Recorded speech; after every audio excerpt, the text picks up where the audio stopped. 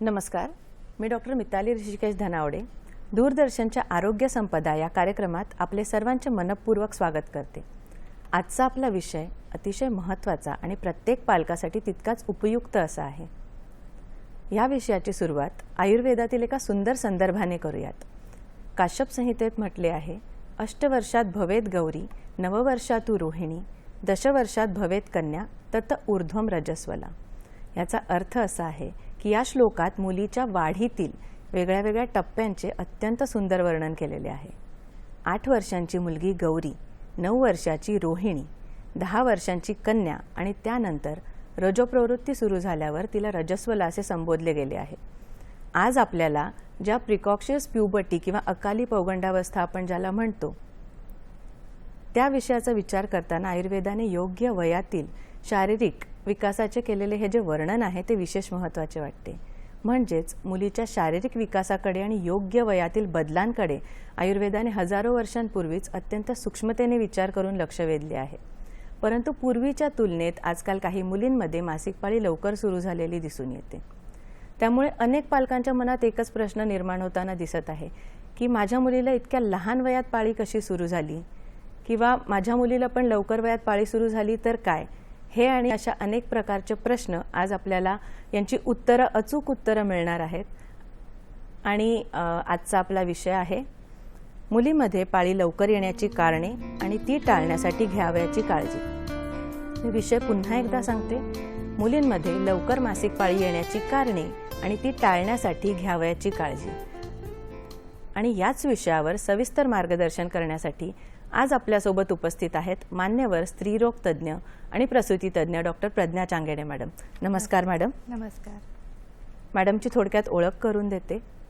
Doctor Pragya ma'am या मुंबईतील सायन रुग्णालयाच्या स्त्रीरोग आणि प्रसूती तंत्र विभागातील अतिरिक्त प्राध्यापिका म्हणून कार्यरत आहेत। MBBS नंतर GS मेडिकल कॉलेज आणि KEM रुग्णालय मुंबई येथून त्यांनी प्रसूती तंत्र आणि स्त्रीरोग या विषयात MS पदवी संपादन केली आहे। Indian college of obstetrics and गायनेकोलॉजीमधून FICOG पदवी प्राप्त केलेली आहे। तसेच कॉलेज ऑफ फिजिशियन्स अँड सर्जन्समधून FCPS आणि DGO ह्या पदव्यासुद्धा त्यांनी संपादन केल्या आहेत। Federation of obstetrics and gynaecology societies of India तसेच मुंबई ऑब्स्टेट्रिक्स आणि गायनेकोलॉजिकल सोसायटी यांच्या मॅनेजिंग कमिटी सदस्य म्हणूनही त्या कार्यरत आहेत। Journal of obstetrics and gynaecology of इंडियाच्या फर्स्ट जॉईंट असिस्टंट एडिटर म्हणून सुद्धा त्या कार्यरत आहेत। आणि 37हून अधिक शोधनिबंध राष्ट्रीय आणि आंतरराष्ट्रीय नियतकालिकांमध्ये त्यांचे प्रसिद्ध झालेले आहेत। Lokmat Maharashtrian of the year या पुरस्काराने वैद्यकीय श्रेणीमधील त्यांना सन्मान पुरस्कार प्राप्त झालेला आहे। डॉक्टर प्रज्ञा मॅडम, आरोग्य संपदा या कार्यक्रमात आपले मनपूर्वक स्वागत। धन्यवाद। तर सुरू करूयात आपला आजचा विषय। नक्कीच तुम्ही त्यामध्ये सहभागी होऊ शकता। आणि हा विषय आपल्याला जो आजचा मुलींमध्ये मासिक पाळी लवकर येण्याची जी समस्या आहे त्याबद्दल आहे, तर हा विषय अजून चांगला समजण्यासाठी आपला पहिला प्रश्न त्याला अनुसरून किंवा तो समजण्यासाठी असाच आहे की प्युबर्टी म्हणजे पौगंडावस्था म्हणजे नेमकं काय, काय सांगाल मॅडम? तर नमस्कार प्रेक्षकगण। प्युबर्टी हा एक खूप महत्त्वाचा टप्पा आहे। यामध्ये बाल्य अवस्थेतून प्रौगुंड अवस्था म्हणजे ॲडल्टहुडमध्ये जे चेंजेस येतात, जे बदल येतात, हा एक विकासात्मक टप्पा आहे। प्रत्येक बालकाच्या वाढीमध्ये हा टप्पा येतो। हे एक नैसर्गिक टप्पा असतो। त्याच्यामध्ये हार्मोन्सच्या इन्फ्लुएन्समुळे खूप सारे शारीरिक, लैंगिक, मानसिक बदल होतात. हार्मोन्सच्या प्रभावामुळे सेकंडरी सेक्शुअल कॅरेक्टर्स म्हणजे दुय्यम लैंगिक लक्षणं म्हणजे काय असतं हे? भराभर झपाट्याने उंची वाढणं, मुलींमध्ये स्तनाचा विकास होणं, जननेंद्रियाभोवती केस येणं, मुलींना पाळी येणं, हे सगळे बदल होतात. हे सगळे बदल कशासाठी होतात? तर प्रजनन क्षमता वाढण्यासाठी किंवा एखादी व्यक्ती प्रजननक्षम व्हावी म्हणजे त्याची रिप्रोडक्टिव्ह मॅच्युरिटी यावी यासाठी शरीरामध्ये हे बदल होतात. साधारणतः आपण बघायला गेलो तर मुलींमध्ये हे सगळे बदल 9 ते 13 वर्षांच्या कालावधीत चालू होतात आणि मुलींमध्ये 8 ते 13 आणि मुलांमध्ये 9 ते 14 हे जे वयोगट आहे ह्यांच्यामध्ये हे बदल चालू होतात. तर आपल्याला हे समजायला पाहिजे की हे बदल जेव्हा चालू होतात त्याच्यामध्ये खूप महत्त्वाचं असतं की ते किती वयोगटात चालू होतात. कारण जर खूप लवकर हे बदल चालू झाले तर शरीरावर आणि मनावर ह्याचे दुष्परिणाम होऊ शकतात. त्याच्यामुळे खूप महत्त्वाचं आहे की आपल्याला समजून घेणं की हे बदल का होतात आणि कशासाठी होतात. नक्कीच मॅडम, पौगंडावस्था किंवा प्युबर्टी याचा खूप छान समर्पक अर्थ तुम्ही समजावून सांगितलेला आहे. पण मॅडम असं होतं का की ही जी स्टेज आहे पौगंडावस्था ती आजकाल वयाच्या आधी येत चालली आहे, त्याला नक्की काय म्हणतात आणि कशा प्रकारे या संकल्पनेला तुम्ही एक्सप्लेन कराल? तर सांगायचं झालं जसं मी सांगितलं, मुलींमध्ये हे बदल 8 ते 13 वर्षांमध्ये चालू होतात आणि मुलांमध्ये 9 ते 14 वर्षांमध्ये. जर हे बदल वयाच्या आधी म्हणजे जे आपण दुय्यम लैंगिक लक्षणं किंवा सेकंडरी सेक्शुअल कॅरेक्टर्स जे म्हणतो ते जर मुलींमध्ये 8 वर्षाच्या आधी आणि मुलांमध्ये 9 वर्षाच्या आधी जर हे बदल चालू झाले तर आपण ह्याला लवकर हे बदल चालू झाले म्हणजे ज्याला आपण प्रीकॉक्शियस प्युबर्टी असं म्हणतो. तर ह्याच्यात हेही एक बदल असतो की 9.5 वर्षांच्या आधी जर मुलींना मासिक पाळी चालू झाली आहे त्याला पण आपण प्रीकॉक्शियस प्युबर्टी आली आहे असं समजू शकतो. तर आपल्याला हे लक्षात घ्यायला हवं की सर्वात पहिले हे बदल कसे चालू होतात. तर सगळ्यात आधी थोडीशी उंची वाढायला लागते. जो पहिला बदल मुलींमध्ये जाणवतो तो आहे स्तनाची वाढ. तर स्तन जे असतं ते साधारणतः 8 वर्षांच्या नंतर हळूहळू वाढायला लागतं. त्याला आम्ही टॅनर स्टेजिंगनी मोजतो की तो स्तन कसा वाढतोय. स्तनाच्या विकासानंतर उंची झपाट्याने वाढते. त्याच्यानंतर जे आहे बरोबर स्तनाचा विकास चालू झाल्यावर बरोबर 2 ते 2.5 वर्षांनी मग मासिक पाळी चालू होते. तर तुम्ही बघितलं जर मासिक पाळी लवकर आली किंवा स्तनाचा विकास लवकर झाला किंवा जननेंद्रियाभोवती जर केस लवकर आले तर ह्या सगळ्या गोष्टी म्हणजे प्रीकॉक्शियस प्युबर्टी म्हणजे वेळेच्या अगोदर जर पौगंडावस्था आलेली आहे तर ते आपण विचार करतो. तर ही पौगंडावस्था येते कशामुळे? तर त्याच्यामध्ये खूप सारे त्याचे आधारस्तंभ असतात.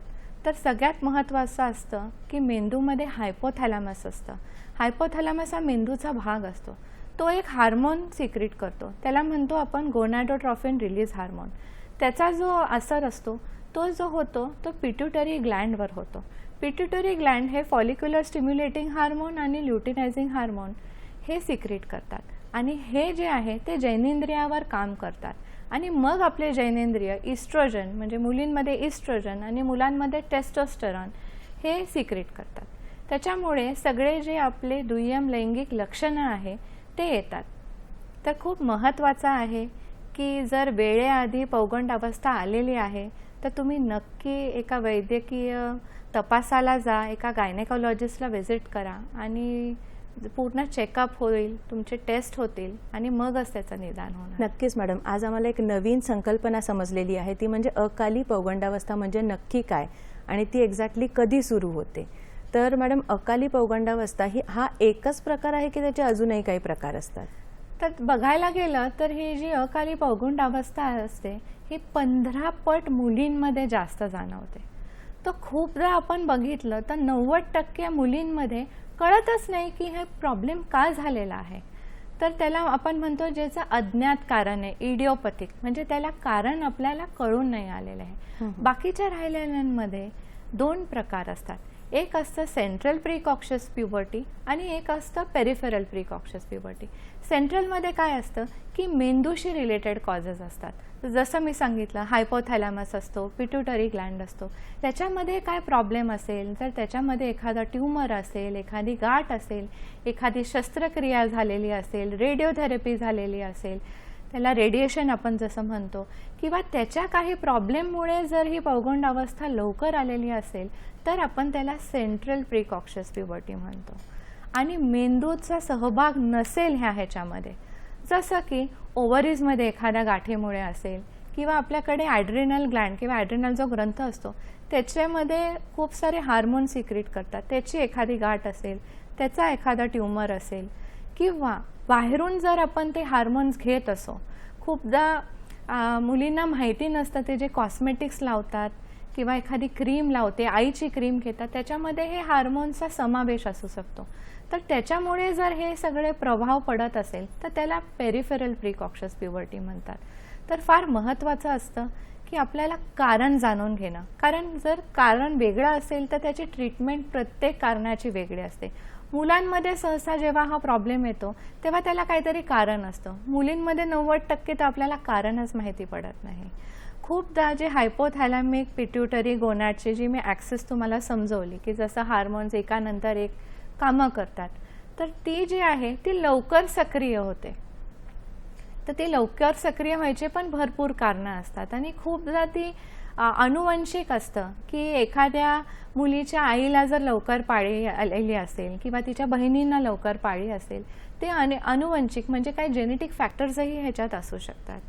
नक्कीच मॅडम, आम्हाला नक्कीच हे नवीन 2 प्रकार कळलेले आहेत की अकाली पौगंडावस्था याचेही काही प्रकार असतात त्यांच्या कारणांनुसार किंवा त्यांची संप्राप्ती कशी घडते यानुसार. तर मॅडम, मला सांगू शकाल का की मुलींमध्ये मासिक पाळी लवकर सुरू होण्यामागची नक्की कारणं काय आहेत, ती आमच्या पालकांना जाणून घ्यायला नक्कीच आवडेल. तर हा खूप महत्त्वाचा प्रश्न आहे की सगळ्या मुलींना विचार पडतो की माझ्या मैत्रिणींना तर पाळी आलेली नाही आहे, मलाच का एवढ्या लवकर आलेली आहे, मी काय चूक केली आहे का. तर त्यांचा आत्मविश्वास खूप खचून जातो. तर आपल्याला समजायला पाहिजे की जसं मी सांगितलं की खूपदा हे जे कारण आहे ते आपल्याला ज्ञात नसतं, अज्ञात असतं. त्याच्यानंतर कारणं हे असतात जसं मी सांगितलं अनुवंशिकता, जसं फॅमिलियल असतं, म्हणजे त्यांचे जेनेटिकच त्याच्यामध्ये असतो की आईला आधी आलेली असते, आजीला आधी, फॅमिलियल असतं, बहिणींना आलेली असते. तर जर ते आहे तर त्याला आपण काही करू शकत नाही, कारण आपण ते जीन्स बदलू शकत नाही. दुसरं असतं न्यूट्रिशन रिलेटेड, ते आपल्या हाती असतं. न्यूट्रिशन रिलेटेड म्हणजे काय, जर आपण आज पाहिलं तर मुलं खूप सारं प्रोसेस फूड म्हणजे बर्गर, पिझ्झा, चिप्स, तळलेले पदार्थ, प्रोसेस फूड्स काय करणार. पालकही खूप बिझी असतात, ऑफिसमध्ये जातात, मुलं शाळेतून क्लासेसवरून येतात, त्यांना भूक लागलेली असते, ते मायक्रोवेव्हमध्ये ते प्रोसेस फूड फ्रीझरमधून काढतात, मायक्रोवेव्हमध्ये प्लास्टिकमध्ये गरम करतात आणि ह्याने करून काय होतं, त्यांचा हार्मोन्सचा बॅलन्स बिघडून जातो. तर जसं मी सांगितलं एन्व्हायरमेंटल कॉजेस, न्यूट्रिशनमध्ये जसं मी सांगितलं की पूर्ण बॅलन्स डाएट न घेणं, प्रोटीन्स न घेणं, घरातलं शिजवलेलं अन्न न खाणं, सतत बाहेर खात राहणं, त्याच्यात सगळं तेलकट पदार्थ, त्याच्यात खूप सारं चीज, बटर असतं, साखर असतात, कोल्ड्रिंक्स पितात. तर त्याच्यामुळे काय होतं की आपली डाएट जे आहे ते व्यवस्थित होत नाही. जर संतुलित आहार घेतला नाही तर हे त्रासला आपण निमंत्रण देतो आहे. दुसरं कारण असं आहे की जसं मी सांगितलं एन्व्हायरमेंटल कॉजेस, तर खूप महत्त्वाचं असतं. जर तुम्ही पाहिलं की खूप सारे कॉस्मेटिक्स आहे, टॉयज आहे, क्रीम्स आहे, लोशन्स आहे, ज्याच्यामध्ये हे मायक्रोप्लास्टिक्स आहे, ज्याच्यामध्ये हे सगळे एंडोक्राईन डिस्रप्टर्स ज्याला आपण म्हणतो. म्हणजे ह्यानी काय होतं, हार्मोन्सच्या प्रभावाला हे जे सगळे केमिकल्स असतात, जसं प्लास्टिकच्या बाटल्या वापरणं, त्याच्यामध्ये जर आपण पाहिलं तर PBA फ्री आपण वापरायला सांगतो. तर का, तर त्याच्यामध्ये खूप सारे केमिकल्स असतात जे हार्मोन सायकलला डिस्टर्ब करतात आणि लवकर ही पौगंडावस्था आणतात. त्याच्यानंतर जीवनशैलीचं खूप मोठं योगदान आहे. जर आपण आता पाहिलं तर आपली जीवनशैली अशी बैठी जीवनशैली झालेली आहे. मुलं व्यायाम करत नाही, आहारही व्यवस्थित घेत नाही, त्यांच्यासाठी ग्राउंड्सही भरपूर नाही आहे, शाळेतही ते खेळाच्या तासमध्ये बसून राहतात. खूप सारे सोसायटीमध्ये जर पाहिलं खाली मुलांना खेळायला जागासुद्धा नाही आहे.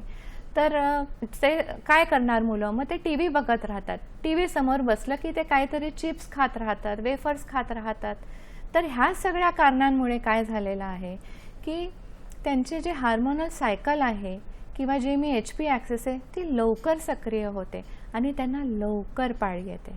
त्याच्यानंतर आपण पाहिलेलं आहे की इंटरनॅशनली ॲडॉप्टेड मुलं जी आहेत त्यांच्यामध्येही ही प्रीकॉक्शियस प्युबर्टी किंवा वेळेच्या आधी पाळी येणं हे सुद्धा पाहिलेलं आहे. पण आता मुलांना मेंटल स्ट्रेस पण जास्त आहे.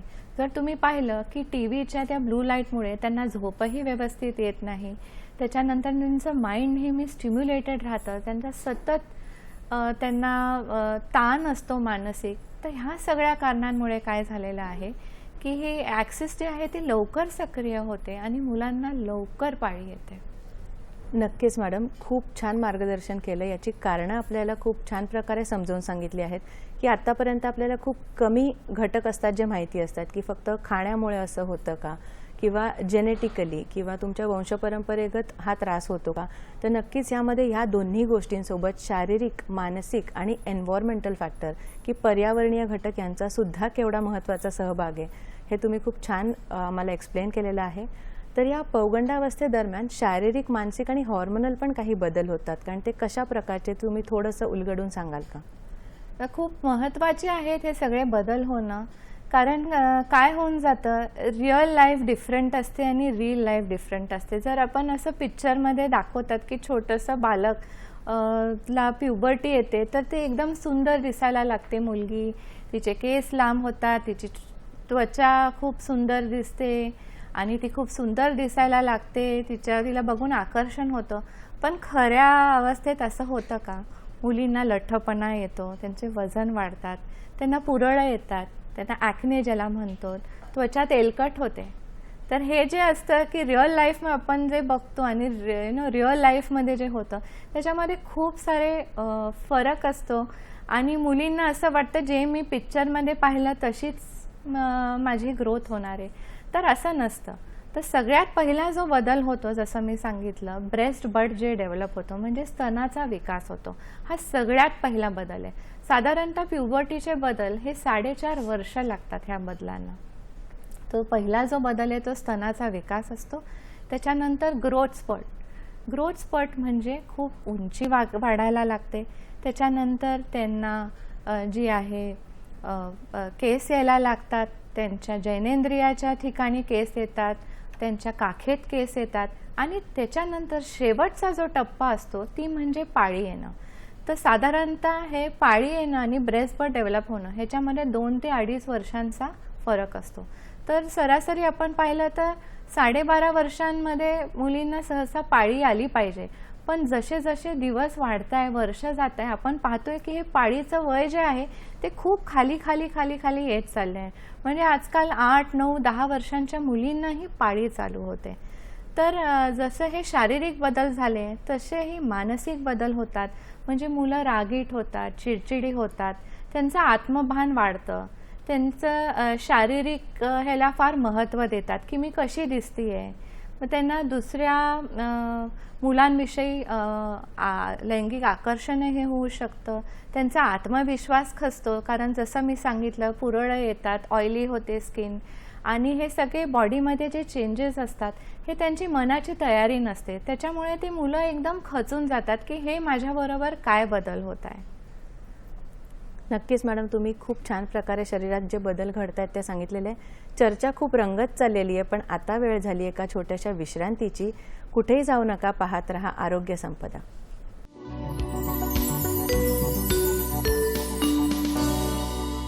नमस्कार.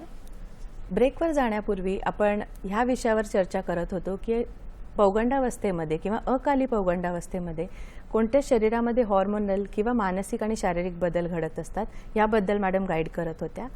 आणि तत्पूर्वी आपण एक मेलवरून आपल्याला प्रश्न आलेला आहे तो घेऊयात मॅडम. की अकाली पौगंडावस्था जर आली एखाद्या मुलीमध्ये तर याचं भविष्यामध्ये काही त्रास होऊ शकतो का? म्हणजे कर्करोग वगैरे यांसारखे काही गोष्टी होऊ शकतात का? तर ह्यावरती तुम्ही काय उत्तर द्याल?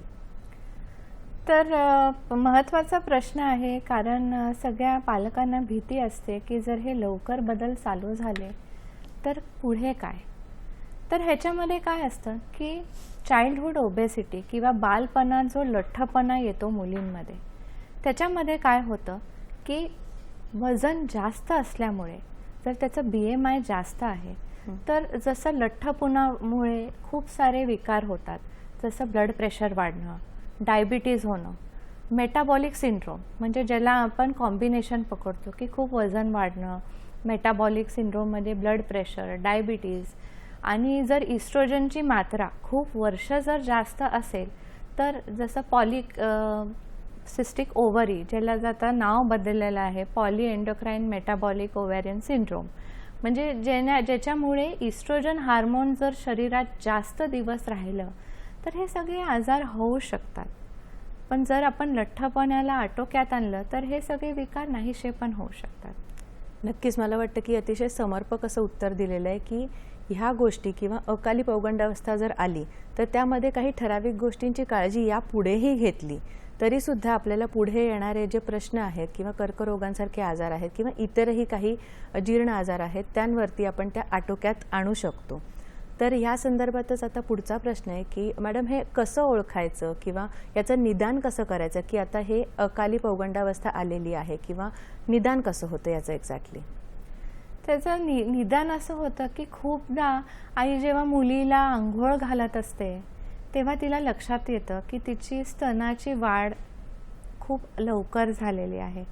तर जर तुम्ही असं काही बदल जाणवले किंवा तिला वयाच्या अगोदर काखेमध्ये जननेंद्रियाच्या भोवती जर केस आलेले आहेत किंवा तिची उंची ती झपाट्याने वाढत आहे वया अगोदर, तर तुम्ही लगेच एका वैद्यकीय तपासणीसाठी जा. एका वैद्यकीय अधिकाऱ्यांनी तुमची तपासणी केली तर ती तपासणी करायच्या आधी ते काय करतात की इतिहास घेता, वैद्यकीय इतिहास, ज्याला खूप आम्ही महत्त्वाचं म्हणतो, म्हणजे हिस्ट्री टेकिंग. म्हणजे त्याच्यामध्ये काय विचारतात की आधी कौटुंबिक इतिहास विचारणार की फॅमिलीमध्ये कोणाला हे बदल जाणवलेले आहेत का, आईला, बहिणींना. तर जर हे बदल झालेले तर आपल्याला माहिती आहे की अनुवंशिकता असू शकते. त्याच्यानंतर हे बदल किती वर्षाला चालू झालेले आहेत, त्याचा वेग किती आहे, एकच बदल झालेला आहे म्हणजे फक्त स्तनाचा विकास झालेला आहे का फक्त जननेंद्रियांमध्ये केस, का सगळे बदल त्यांना लक्षात आले की पाळीही आलेली आहे. असे जर खूप सारे बदल असतील व त्यांचा वेग काय आहे, त्यांचा क्रम काय आहे, त्याच्यानंतर कुठले तुम्ही हार्मोनल सप्लिमेंट्स, क्रीम, काय लोशन्स, पेस्टिसाइड्सची कॉन्टॅक्ट आहे का ज्याच्यामुळे हे सगळे बदल होत आहे. तर खूप सारा आम्ही वैद्यकीय इतिहासात त्याचं निदान करतो की हे कुठल्या कारणामुळे होऊ शकतं.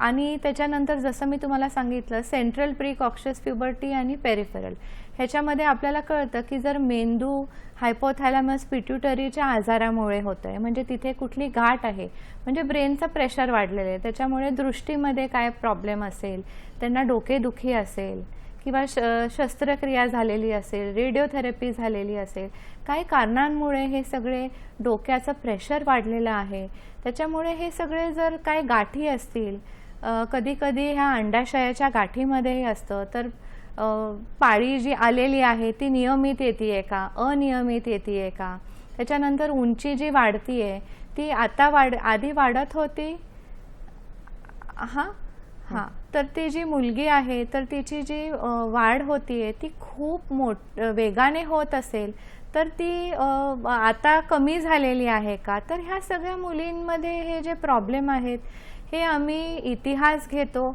आणि मग त्यांचं परीक्षण करतो, म्हणजे एक्झामिनेशन, म्हणजे पोटात ओव्हरीची गाठ आहे का, ॲड्रिनल ट्यूमरची गाठ आहे का, त्याच्यानंतर तिचे डोळ्यांची तपासणी होते, तिची उंची असते, एक्सरे असतो, एक्सरे आम्ही लेफ्ट हँडचा एक्सरे घेतो. तर तसे खूप सारे आम्ही जेव्हा इतिहास घेतो त्यांची तपासणी करतो त्याच्यामध्ये आम्हाला खूपदा कारणं कळतात. त्याच्यानंतर कन्फर्म करण्यासाठी आम्ही त्यांचे खूप सारे लॅबॉरेटरी टेस्टिंग करतो. तर लॅबॉरेटरी टेस्टिंगमध्ये काय काय असतं, आम्ही त्यांचे हार्मोन्सचे लेवल चेक करतो, म्हणजे जसं मी सांगितलं LHची व्हॅल्यू, FSHची व्हॅल्यू, त्यांच्या लेफ्ट हाताच्या म्हणजे मनगटाचा जो एक्सरे असतो त्याच्यामुळे काय असतं, एक असतं जे आपलं वय असतं जे जन्मतः असतं, म्हणजे समजा तिच्या वाढदिवसाप्रमाणे आपण तिचं वयचा अनुमान लावतो. दुसरं एक वय असतं ते असतं बोन एज, म्हणजे हाडांचं एज किती असतं. तर हे जे प्रॉब्लेम असतात ना त्याच्या काय होतं की हाडाचं वय ते जास्त असतं, म्हणजे क्रोनॉलॉजिकल एजपेक्षा हाडाचं वय खूपदा 6 महिने किंवा कधी कधी वर्षभर सुद्धा पुढे जात असतं. त्याच्यामुळे काय असतं, हाडाच्या ज्या वाढींच्या ज्या पट्ट्या असतात त्या खूप लवकर त्यांचा हाडांमध्ये समावेश होतो आणि त्याच्यामुळे जी असते ती मुलींची उंची वाढत नाही आणि मुली ज्या आहेत त्या बुटक्या राहतात. तर आपण पाहिलं असेल की मुलींमध्ये सहसा मासिक पाळी आली की त्याच्यानंतर जी आहे सहसा 1 ते 1.5-2 वर्ष त्यांची उंची वाढते, पण ती 6 सेंटीमीटरच्या वर वाढत नाही, म्हणजे 2-2.5 इंचांशिवाय पेक्षा ती जास्त वाढत नाही. तर जर खूप लवकर जर ही पाळी आली तर ह्या मुली ज्या आहे ह्या बुटक्यात राहतात आणि मग त्यांचा आत्मविश्वास खचतो. त्याच्यामुळे खूप सारे टेस्ट असते, वैद्यकीय इतिहास असतो, ज्याने आम्ही कन्फर्म करतो की ह्याचं निदान कसं केलं जातं. नक्कीच मॅडम, या पौगंडावस्थेचं किंवा अकाली पौगंडावस्थेचं निदान कसं करायचं आणि त्यासाठी कोणत्या तपासण्या करतात, शारीरिक तपासण्या आणि लॅबोरेटरी टेस्ट पण तुम्ही सांगितल्यात. नक्कीच या गोष्टींचा आपल्या पालकांना फायदा होत असेल. आणि आता वेळ झाली एका छोट्याशा विश्रांतीची. कुठेही जाऊ नका, पाहत रहा आरोग्य संपदा.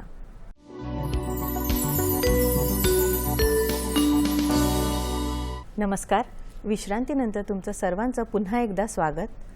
तर विश्रांतीआधी आपण बोलत होतो की कोणत्या प्रकारचे निदान आपण पौगंडावस्थेचं किंवा अकाली पौगंडावस्थेचं कसं करू शकतो आणि त्यासाठी तपासण्या कोणत्या असतात. तर यापुढे मॅडम आपल्याला एक प्रश्न आलेला होता दूरध्वनीवरून. तर तो प्रश्न असा होता की आज आपला जो विषय आहे की तो मुलींच्या पौगंडावस्थेबद्दल किंवा अकाली पौगंडावस्थेबद्दल आपण बोलत आहोत. तर मुलांमध्ये पण अशा काही गोष्टी दिसून येतात का? नक्कीच मुलांमध्येही असे खूप सारे बदल जाणवतात. जसं मुलांच्या टेस्टिसची वाढ होते, मुलांमध्ये ब्रेस्टची डेव्हलपमेंट म्हणजे स्तनाची डेव्हलपमेंट होते, मुलांचा आवाज लवकर घोगरा होतो, मुलंही जसं त्यांची उंची पाहिजे तशी वाढत नाही. तर मुलांच्याही मध्ये हे सगळे बदल जे आहे, जसं आपण सांगितलं 9 वर्षांनंतर हे बदल व्हायला पाहिजे. तर 9 वर्षांच्या आधी जर आपल्याला हे बदल जाणवले की त्यांचे टेस्टिसची वाढ जास्त झालेली आहे, त्याच्यामध्ये त्यांना दुखायला लागतं तिथे लवकर वाढ झाल्यामुळे, त्याच्यानंतर त्यांची उंची जी आहे जी पाहिजे तशी वाढत नाही आहे, त्यांना दाढी मिशी लवकर आलेली आहे, त्यांच्या स्तनामध्ये पण थोडासा विकास झालेला आहे. तर ह्या सगळ्या बदल जे आहे जे मुलांमध्ये प्युबर्टीमध्ये होतात, तर हे सगळं लवकर व्हायला लागतात. आवाजही लवकर घोगरा व्हायला लागतो. नक्कीच मुलींमध्ये जसं अकाली पौगंडावस्थेची पाळी लवकर येणं हे लक्षण दिसत असतं, तसंच मॅडमने सांगितल्याप्रमाणे मुलांमध्ये सुद्धा म्हणजे मेल चाइल्डमध्ये सुद्धा काही लक्षणांनुसार आपल्याला हे कळू शकतं की अकाली पौगंडावस्था कशा प्रकारे येत आहे, शारीरिक बदलांमुळे किंवा काही मानसिक बदलांमुळे. तर मॅडम मला सांगाल का की या अकाली पौगंडावस्थेचे शारीरिक, मानसिक आणि सामाजिक पण काही परिणाम घडू शकतात का आणि ते कोणत्या प्रकारचे असू शकतात? तर खूप महत्त्वाचे आहे की हे बदल काय होतात. शारीरिक बदलांमध्ये जसं मी सांगितलं की मुली ह्या शाळेत जातात, ह्या कमी वयाच्या मुली असतात. जेव्हा त्यांच्या स्तनाचा विकास होतो तेव्हा त्यांना खूप आत्मविश्वास खचतो. शाळेमध्ये बाकीच्या मुलींचे हे बदल झालेले नसतात, त्याच्यामुळे मुली त्यांना शाळेत चिडवतात. बाकीचेही सगळे जे त्यांच्या मैत्रिणी असतात त्या त्यांच्याविषयी बोलतात. त्याच्यानंतर दुसरा जो बदल असतो की बाकीच्या मैत्रिणींना पाळी आलेली नसते, पण एवढ्या कमी वयात त्यांना पाळी आलेली असते. मग तो पाळीचाही मासिक ताण असतो की मी कशी शाळेत जाणार, मला पाळी येत असणार, मला ब्लिडिंग होणार.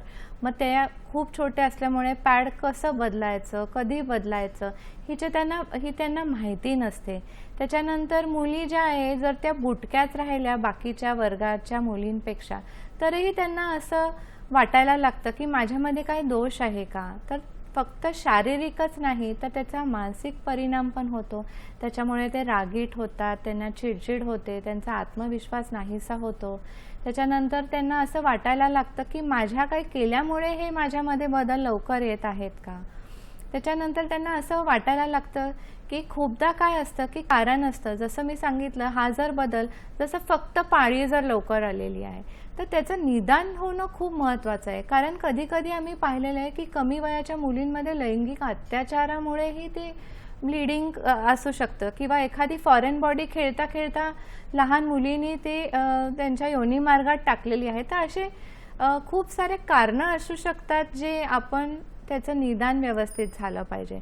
तर शारीरिक, मानसिक आणि जसं समाजाचंही एक असतं की ते जेव्हा बाहेर जातात, सोशल फंक्शन्स अटेंड करतात, तेव्हा त्यांना फार सेल्फ कॉन्शियसनेस किंवा त्यांच्या इमेजमध्ये प्रॉब्लेम असतो. त्यांना असं डिप्रेशन येतं, त्यांना असं वाटायला लागतं की आता मी शाळा बुडवली पाहिजे, आता मी शाळेत नाही गेली पाहिजे, मला सगळे चिडवतात. तर खूप महत्त्वाचं आहे पालकांना आणि शिक्षकांनाही त्यांना काउन्सिलिंग करणं, त्यांच्या क्लासच्या फ्रेंड्सला काउन्सिलिंग करणं.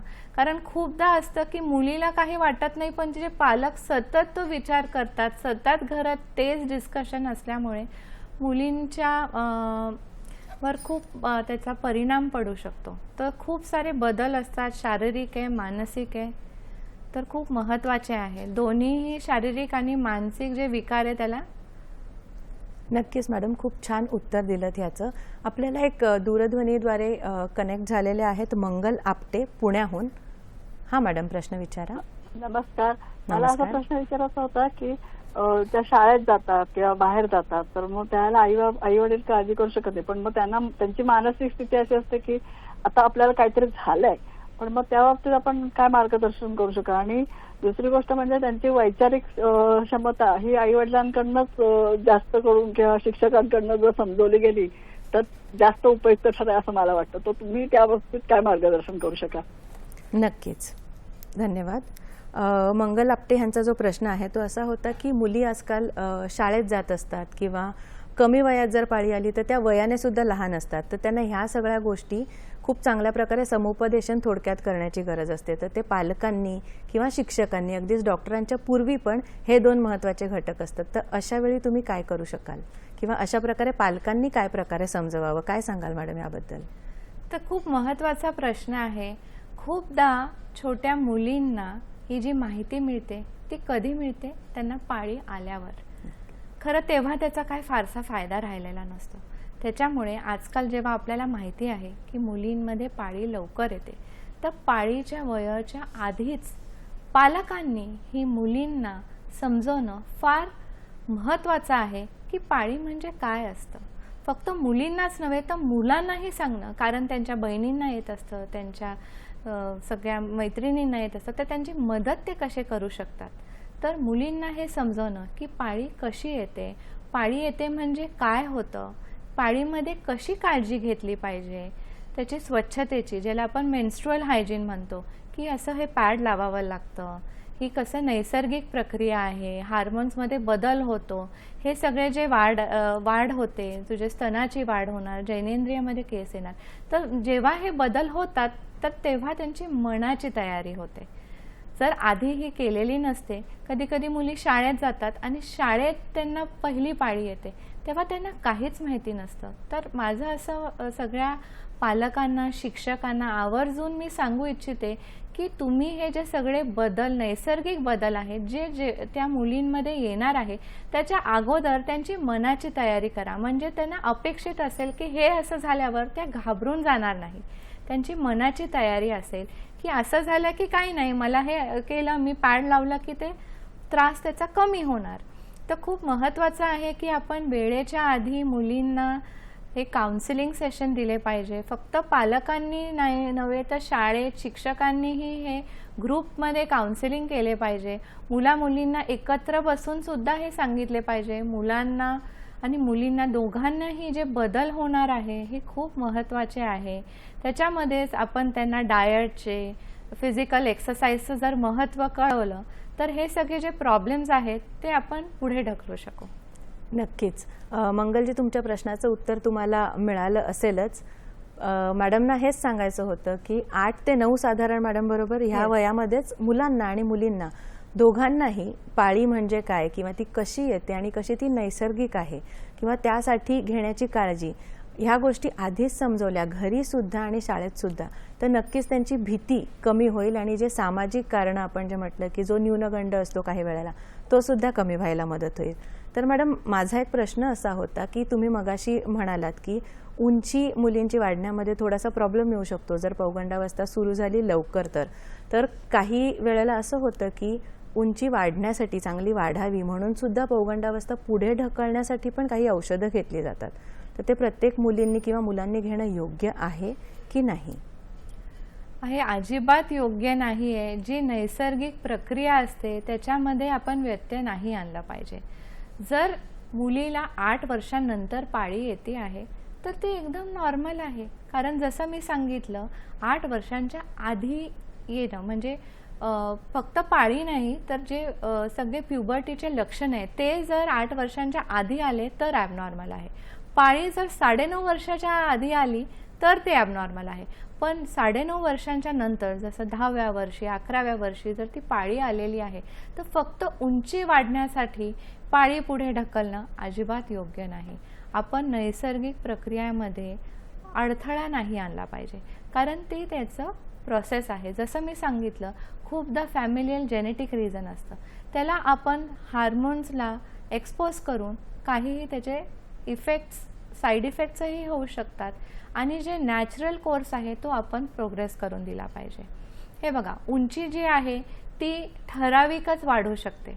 फक्त पाळी तुम्ही जर पुढे ढकलली बिनकारणाची तर ती उंची काय वाढणार नाही. फक्त जर वेळे अगोदर पाळी आलेली आहे आणि ती एपिफायसल जी प्लेट असते किंवा हाडाची पट्टीची जी वाढीची जी पट्टी असते ती जर लवकर हाडांना चिटकते म्हणजे 9व्या वर्षी तिचं जे बोन एज असेल ते 11 असेल 12 असेल तर ह्या सगळ्या जे औषधांचा त्याच्यावर प्रभाव येऊ शकतो. तर नियमित ही पाळी पुढे ढकलणं अजिबात योग्य नाही आहे. बरोबर, अगदीच समर्पक उत्तर दिलेलं आहे आणि ह्या उत्तराची खरं तर प्रेक्षकांना जास्त गरज होती की हॉर्मोनल कोणती ट्रीटमेंट घेऊन ती पाळी पुढे ढकलणे फक्त उंची चांगली वाढावी म्हणून. तर हे अतिशय चुकीचं विधान आहे किंवा अतिशय चुकीची संकल्पना आहे तर ती नक्कीच टाळली पाहिजे. आणि ह्या पुढचा प्रश्न ज्याची पालक अत्यंत आतुरतेने वाट बघत आहेत शो सुरू झाल्यापासून तो आहे की अकाली पौगंडावस्था आता समजलेली आहे आपल्याला, त्याचं निदान कसं होतं, तपासण्या कोणत्या कराव्यात आणि समजा हे निदान झालंय एखाद्या मुलीमध्ये की तिला पाळी लवकर आलेली आहे तर आता त्या पुढे काय, म्हणजे याची उपचार पद्धती कोणत्या प्रकारे किंवा कोणत्या कोणत्या उपचार पद्धती उपलब्ध आहेत यासाठी, त्याबद्दल काय सांगाल? तर खूप उपचार पद्धती आता आहेत. तर त्याच्यामध्ये आहे की आपल्याला निदान करावं लागेल की ह्याचं कारण काय आहे. जसं मी सांगितलं सेंट्रल कॉज आहे, पेरिफरल कॉज आहे. कधी कधी अशी सिंपल गोष्ट जशी ती मुलगी तिच्या आईची क्रीम लावती आहे किंवा एखादं लोशन लावती आहे, आई इस्ट्रोजनची कुठल्याही कॉस्मेटिक्सचा वापर ज्याच्यामध्ये हे हार्मोन्स आहे फक्त ते जर आपण सोर्स कमी केला किंवा तिला हे क्रीम्स नाही लावायला सांगितला त्याचा जर सोर्स कमी केला तरीही हे बदल जे आहे ते टळू शकतात. दुसरं हे आहे की लाईफस्टाईल चेंज तर खूप महत्त्वाचं आहे पण त्यांनी काय होणार, त्याला वेळ लागणार. तर त्याच्यामुळे काय असतं जर हाडाची एज जे आहे ती वाढत चाललेली आहे तर आपल्याला खूप महत्त्वाचं आहे की हाडाची ग्रोथ होण्यासाठी ते जे आहे इंजेक्शन्स मिळतात त्याला आम्ही GnRH ॲनालॉग्स म्हणतो. त्याच्यामध्ये काय होतं की सतत ते FSH आणि LH जसं मी सांगितलं ते हार्मोन्सला स्टिम्युलेट करून काय करतात, इस्ट्रोजनचं सिक्रिशन जे आहे जे फिमेल्समधला हार्मोन ज्याला महत्त्वाचं मानलं जातं त्याचं प्रमाण कमी करतात आणि त्याच्यामुळे हे जे पाळीचे बदल आहेत किंवा जे प्युबर्टीमध्ये पौगंड अवस्थाचे जे बदल आहे त्यांचं जे आहे एकदम स्लो होऊन जातात आणि हाडांच्या ज्या पट्ट्या आहे त्यासुद्धा फ्यूज होत नाही. त्याच्यामुळे उंची वाढते. जवळजवळ जर हे ट्रीटमेंट जर आपण रेग्युलरली घेतली तर हे जे इंजेक्शन असतात त्याचे वेगळे वेगळे डोस असतात. काही सबक्युटेनियस घेता येतात, इंट्रामस्क्युलर इंजेक्शन्स घेता येतात दर महिन्याला, कधी 3 महिन्यांना आणि त्यांनी काय होतं की पाळी येत नाही, उंची वाढते आणि जे बाकीचेही बदल असतात जननेंद्रियांच्या अवतीभोवती तेही कमी होतात. तर साधारणतः हाडांचं वय मुलींमध्ये 12.5 होसपर्यंत आणि मुलांमध्ये 14 होसपर्यंत आपण हे इंजेक्शन्स कंटिन्यू करतो आणि मग उंची पुरेशी वाढली की मग आपण ते इंजेक्शन बंद करतो. ते इंजेक्शन बंद केल्यावर काही महिन्यांमध्येच ती पाळी किंवा जे बदल आहे ते पुन्हा नैसर्गिकरित्या चालू होतात. तर खूप महत्त्वाचं आहे. जर पेरिफेरल काय कॉज असेल, जसं ओव्हरीची गाठ असेल, ॲड्रेनल ट्यूमर असेल किंवा मेंदूची काय गाठ असेल, तर त्यांना ठराविक ऑपरेशन असतात, सर्जरीज असतात, रेडिओथेरपी असते. तर जशाप्रमाणे जे कारण असेल त्याप्रमाणे आपण ते खूपदा एक खूप कमी म्हणजे थायरॉइड हार्मोन कमी असल्यामुळे शरीरामुळेही हे बदल दाखवू शकतात. तर त्याच्यामुळे थायरॉइडची गोळी घेणं, म्हणजे इतर काय हार्मोनचा काय आहे का, तर थायरॉइडची गोळी घेणं किंवा दुसरे काही आजार असतात, जसे खूप सारे सिंड्रोम्स असतात, तर जसं निदान असेल त्याप्रमाणे आम्ही उपचार देतो. तर खूप महत्त्वाचं असतं की तुम्ही त्यांना घरीच थांबू नका, वैद्यकीय तपासणीसाठी नक्की घेऊन जा तुमच्या गायनेकोलॉजिस्टकडे. नक्कीच मॅडम, आपल्याला उपचार अतिशय चांगल्या पद्धतीने समजलेले आहेत. पुढे आपल्याशी दूरध्वनीद्वारे कनेक्ट झालेले आहेत अंजली पाटील जळगाव येथून. बोला अंजलीजी, काय प्रश्न आहे तुमचा?